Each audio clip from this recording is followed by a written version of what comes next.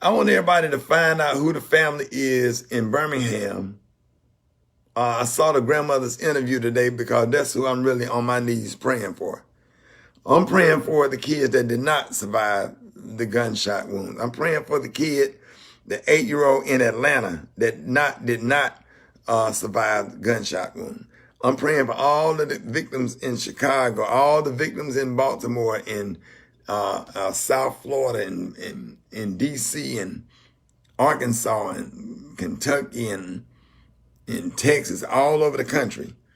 I want y'all to please don't worry about us. We're fine. If you don't do nothing else for me, I am begging you to reach out to the families that got to go and pick out a casket. Forget us. God has been so good to us. My daughter will walk again. She will be fine. Thank you for everything. But what I want everybody to do, I want everybody to reach out. Find that mother and that grandmother in Birmingham. And this lady got this grandmother not only lost a grandchild, but she got to comfort her daughter. Her daughter is her child. She got to comfort her child who lost her child. And she lost a grandchild. I saw that grandmother interview today. It was deep and it was powerful. And it's really sad.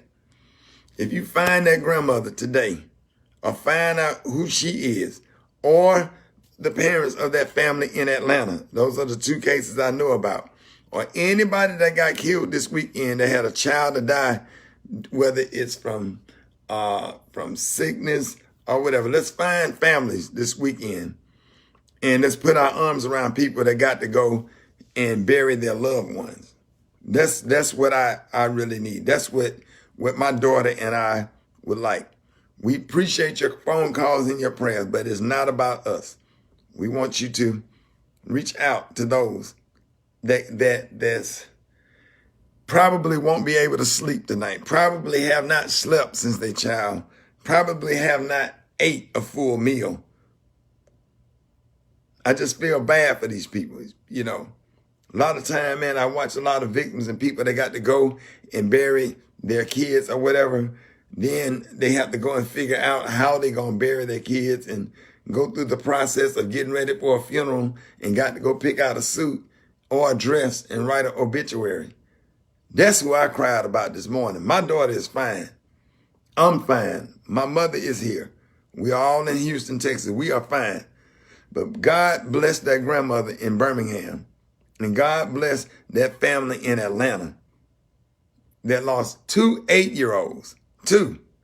And at some point, we're going to have a sit-down conversation and talk about what we're doing in our own community in debt.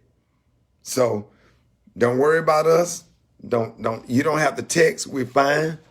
God is good. God, I don't care. I don't care if my daughter would have ended up in a wheelchair. My daughter is alive.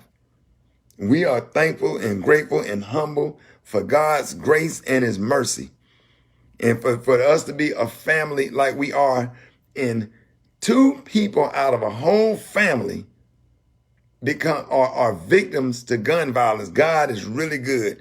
God has covered us with love and his protection.